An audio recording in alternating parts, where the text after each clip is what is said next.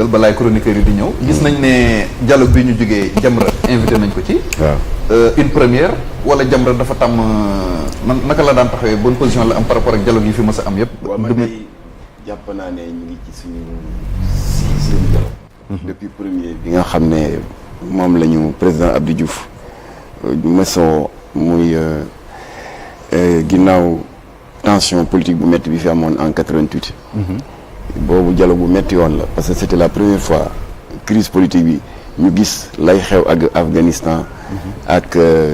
Irak maanaam ay voitures piégées yu explosé kon nag mbiri garaawoon na yàlla dogal nag société civile daal di jóg volontaire xaaruñu sax président de la République wooñu boobu Abdou Latif Gueye moo fa représenté woon Jamra et à ses côtés y avait ndeysaan rahmatullahi alayhi ku ittewoo jàmmu réew mi mu di maître Mame Bassine Niang bu ONDH et évidemment y avait l'éternel Alioune Tine kon ñoom ñoo doon def la navette entre les deux camps Abdoulaye Wade qui venait de sortir de prison et Abdou Diouf ba yëf yi sedd suñu deuxième dialogue day bu ma ne yeboo ne c'était un dialogue historique mooy bi jur le code électoral consensuel de 92 ndax booba Abdoulaye dafa defoon conférence de presse daal di jël décision ne dootul dem présidentielle ndax Abdou Diouf élection mënu ko fi jële daal di lim nag élection yi nga xam ne jaar na fa te jàpp ne moom moo gagné ñu jalgati yëf yi mais quelqu'un de vigilant comme Kéba Mbaye bi mu demee ba déglu ne la pomme de discorde moo doon code électoral bi dafa seeti Abdou Diouf ne ko comme que ñoom lii la ñuy diingat te diingat bi ça va se perpétuer tant que réglé wu loolu Abdou Diouf nag jox ko non seulement feu vert mais defal ko benn décret nommé ko président de la commission solidaire moo doon dialogue national bu mag ba te 80% des travaux mu ngi aju woon ci jàpp code électoral bi tëggaat ko toggaat ko Abdou Diouf nag a joué franc jeu parce que dafa ne boo leen pare yéen a xam lu baax waaye man je m'engage que boo leen pare dinaa ko promulguer te du ma ci soppi virgule alors code boobu nag révolutionné na le système électoral sénégalais boo fi nekkee di lim les acquis démocratiques mat na 20 waaye ñaar laa siy jukki rek qui sont très importants mooy code boobu moo tax léegi mu rendre obligatoire la présentation de la pièce d'identité en même temps que la carte d'électeur parce que bu njëkk ba avant code boobu di taxaw boo duggee ci bureau de vote eh bien carte électeur da ngay wane te carte électeur bi amul photo moo tax ku mel ni Thioro Mandela mënoon na dugg par exemple comme que turu jigéen la nga voté soo génnee nga jël même carte jox ko Umu Xayri mu voté moom bu génnee jox jarbaatam bu jigéen ainsi de suite dès l'instant que turu jigéen na si rek 5 10 15 20 30 personnes mën nañ ci voté góor kazalika le soir nag bu ñu daan déglu résultats yi ñëppay ree par exemple bu ñu nee communauté rurale bu Diender nombre de votants 5000 ont obtenu le parti socialiste 15 600 voix looloo fi amoon voix yu ëpp day ëpp sax ñu inscrire voilà dialogue boobu moo ko réglé dialogue boobu aussi réglé na le passage à l'isoloir obligatoire parce que bu njëkk ba amul woon isoloir da ngay dugg sa bureau de vote te fi mu gënoon a metti mooy dans le monde rural da ngay gis béykat bu mere le pouvoir en place daa di ne c'est l'occasion de la présidentielle ma sanctionné leen je vais voter contre eux nga jël décision bi en tant que béykat ba dugg ci bureau de vote bi lan ngay gis président bureau de vote bi eh bien curieusement c'est le président de la communauté rurale moom mi nga xam ne engrais ak semence yi ci loxoom lay jaar te yow yaa ngi bëgg a voter contre le régime waaye mu ngi lay gis isoloir amul nooy def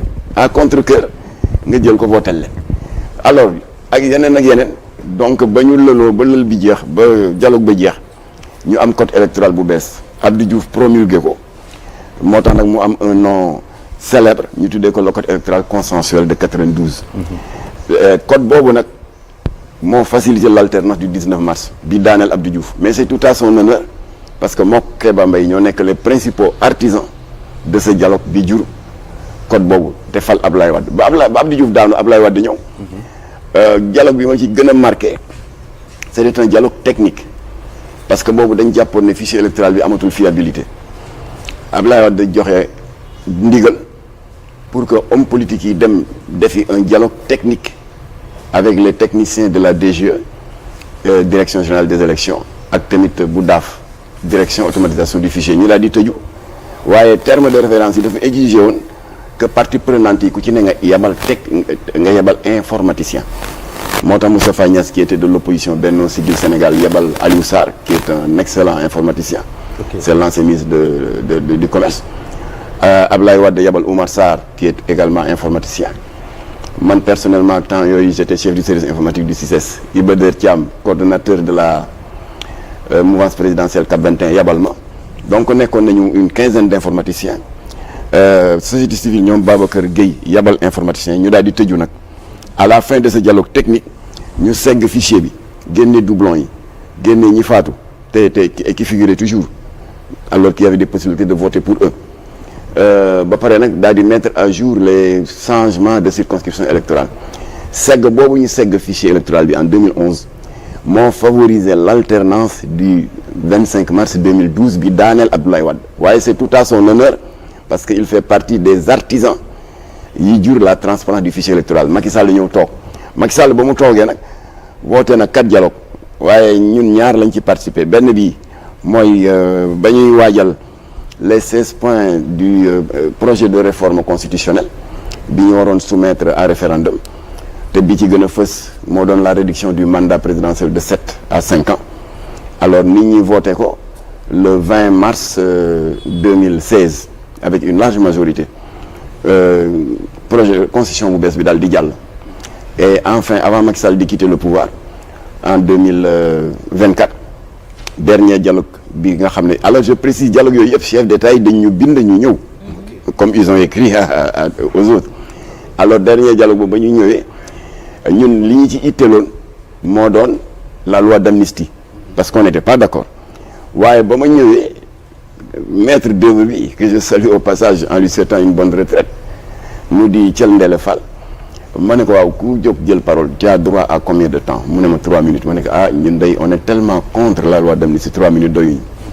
mais du ma gedd danaa toog ba fin des travaux mais du ma wax alors ba dialogue ba jeexee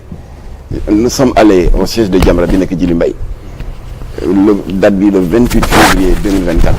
ma def conférence de presse 45 minutes tiré à boulet rouge sur le projet d'amnistie ba pare argumenté ko et j'avais pris le cas de 2 cas de figure ma ne xale bii ñu rey Parcelles policier bu jël pistolet chargé balle réelle visé à bout portant tëgg un gosse désarmé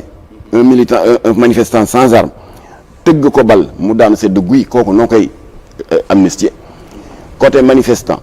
ma jël le cas du scandale qui s'est passé à Yarax. kon daal en résumé yéen bii mooy seen 6e participation au dialogue. voilà alors